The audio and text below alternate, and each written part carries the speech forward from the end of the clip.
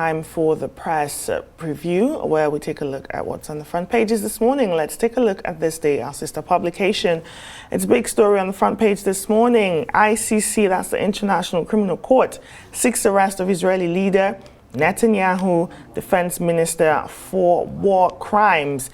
The leading photo this morning on the front page of This Day is that of the former president, Jonathan, in a tete-a-tete with Sim Fubara, the governor of Rivers State. This was at the flag-off of the Trans-Calabari Road in Rivers State, where the former president called for a truce between Sim and the former governor of Rivers State, Nyesom Wike. Iran gets new leader. Meanwhile, President Tinubu wants Raisi, and at the top there, from the DMO office, federal government raises 4.5 trillion naira from domestic markets to finance 2024 budget deficit. That's This Day. Let's look at what the Punch is saying on their front page. Student loan, 1.2 million beneficiaries listed as scheme begins Friday. Students in 2 to 6 tertiary institutions to benefit. Admission letter, NIN, BVN, needed. There you see a picture of world leaders of people that crashed being carried. World leaders mourn as Iran probes president, minister's death. Tariff hike.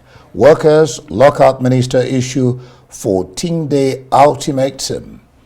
Minimum wage. Labour insists on May 31 deadline as talks resume today. And at the talkmast, Wike Fubara face-off can destabilize Niger Delta from the former president. Good luck, Jonathan. The New Telegraph this morning has a leading story on poor remuneration. This is coming from the Chief Justice of the Federation, says Nigerians suffering consequences of deprived judiciary.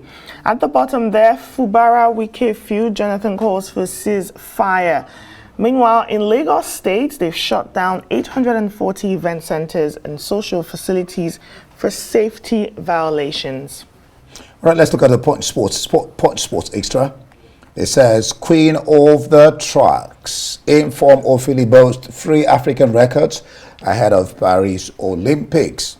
Ucheibe celebrates Benfica quadruple. 2024-25 EPL fixtures out today. Next season syndrome. Arsenal fans hopeful of winning 2024-25 EPL title. And Osimhen to play final Napoli game against Lecce, while Tchouaméni of Real Madrid is out of the US UCL final.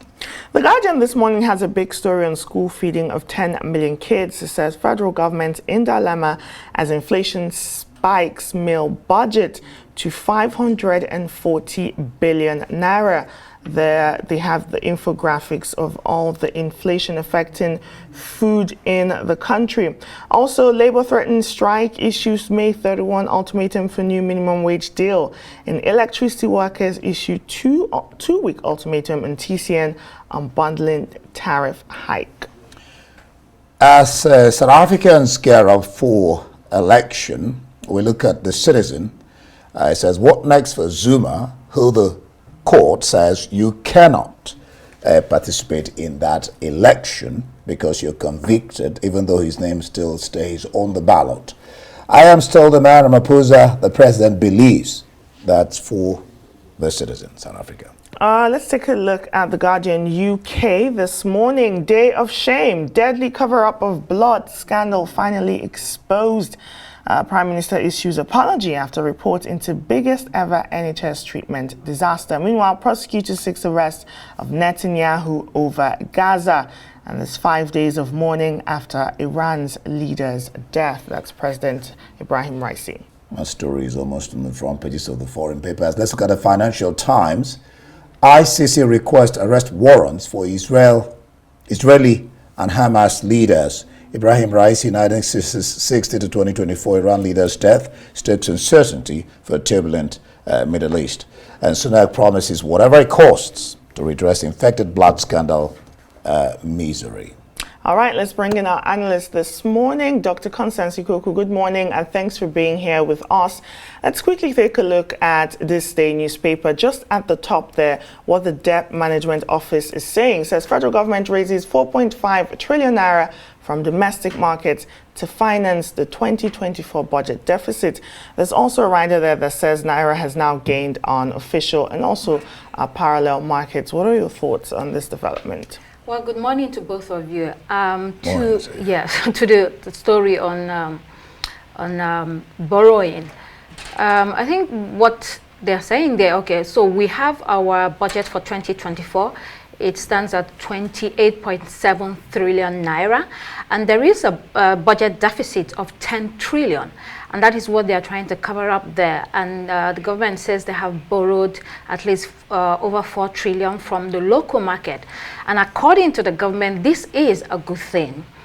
But experts will also tell you that why it is good, at the same time it causes a problem. There are adverse effects. For instance, so the money is being transferred from the lender to the federal government, and so that means that you have a limited money for the private sector. There's less liquidity, and so you're sort of crowding out the private sector that is supposed to be robust and is supposed to create more jobs and is supposed to, float your economy. And so that's where the problem lies. And then the second thing is the monies that we're borrowing a lot. And what are we doing with it? Are we managing it very well? Are we cutting waste? Are we making sure that these monies go through where they're supposed to go to or where they have been allocated to? So these are some of the questions that will be raised in terms of the borrowing and the spending. Let's look at the Vanguard. Some interesting stories there. De-escalate tensions in Rivers. Jonathan is telling the governor and the former governor, Wike and Fubara. And then, of course, the question of electricity / minimum wage. NLC-TUC mobilizing for strike May 31st. They said there's no going back. But then you have the story on POS. Anger, frustration over high cost of cash withdrawals as operators gradually take over banks' ATM function. Customers relate sad experience in states. And then banks sell cash to us. Delta POS operator is alleging this. Yeah, so the POS story, Vanguard did a very good job of interviewing Nigerians across the states, Bayelsa, Akwa Ibom, Cross River, to share their experiences with this POS issue. There have been harsh criticisms against banks, concerning the POS. And so there are pros and cons. Some say that, yes, the POS is reliable, they hardly have network issues, they're readily available in every corner, and then it reduces the need to carry cash, so it's very convenient for people. At the same time, there are incidences of fraud, some ATM will, POS operators will exchange the ATM card details of people and withdraw money from them illegally, and also there is the ridiculous amount that you have to pay sometimes to withdraw money. So are POS operators replacing banks? Why should Nigerians be paying Naira in order to get Naira? These are some of the questions that are being raised. I think it's something that needs to be examined again. And also the POS operators say, hey, it's not our problem.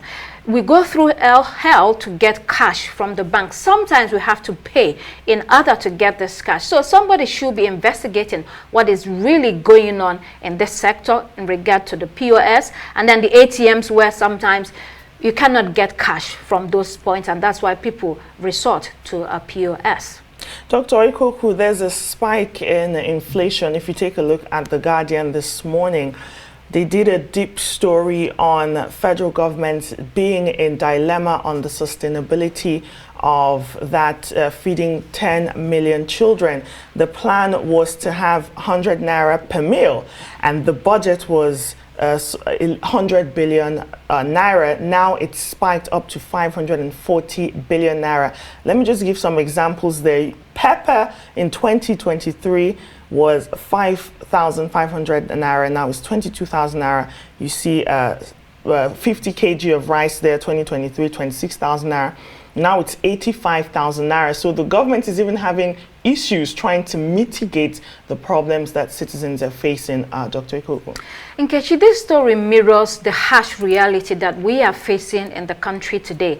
If the government is in a dilemma, you can imagine what ordinary people are going through.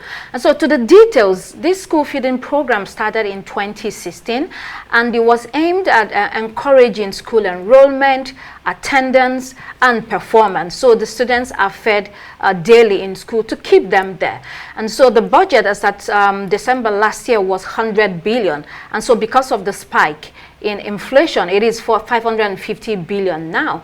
And so general inflation in the country stands at over 33%, and food inflation at over 40%. That is a lot. And so they are saying that it's difficult to run this or continue to run this program with this budget. And so they are trying to seek private sector help in order to be able to run it for this year.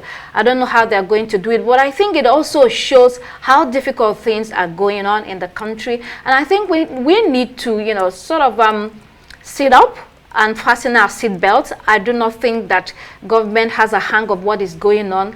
It's going to be a long road for everybody. It's going to be difficult for a while.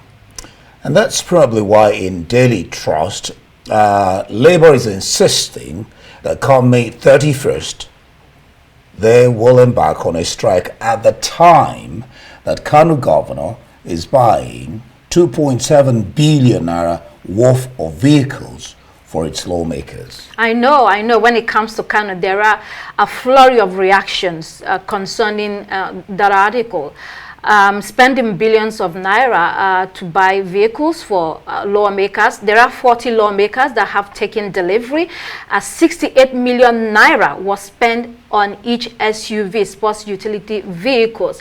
It's not only Kano, Kebbi did it the other day, and you go across the states and the federal level, this is ongoing. And I think this shows the lack of sensitivity of the government. The government seems to be detached from the people and from the reality, both at the federal government and at the states. I was traveling during the weekend and I took a cab to the airport, and this airport cab was telling me that every day he goes to the airport to pick officials from government, or officials that are ordinary people that are coming into town, and he sees government officials coming in and you have like 15 SUVs waiting for them.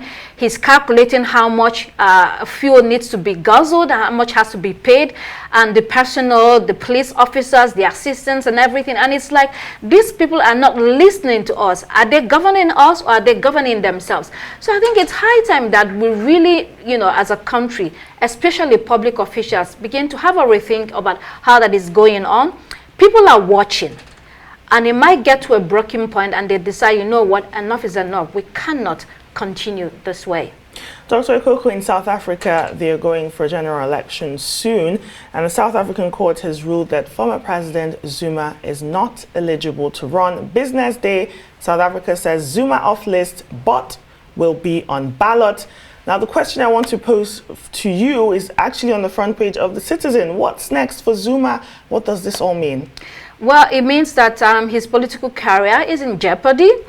There are reports that, this could trigger unrest or possibly violence from his supporters. He has court-like supporters, but the court has ruled, the top court has already ruled that no, the Constitution says that if you have been convicted and, sent to jail for at least 12 months or over 12 months, you cannot run. He was convicted in 2021 and sent to 15 months in jail, but he spent less than 3 months. The point then is talking about public officials and graft allegations and wrongdoing while in office. We see this often all over the continent. People taking steps and policies that are to the detriment of the public and for personal gain. I think a lot of people want to see Zuma go away, although he said he's disappointed and his supporters feel he's been victimized. But in general, people just want to say, just go away and take a rest. Well, the question will be, how will he still being on the party's ballot affect the overall election? But just briefly, before we let you go, Financial Times, ICC requests arrest warrants for Israeli and Hamas leaders. International Court alleges war crimes. Netanyahu move outrageous. This is from US. Well, that was coming anyway. You know, South Africa had gone to the ICC, you know, alleging genocide against Netanyahu, and you know, the whole world has been up in roar against this this war that has refused to end. And so people are just fed up and think that, you know, something should be done.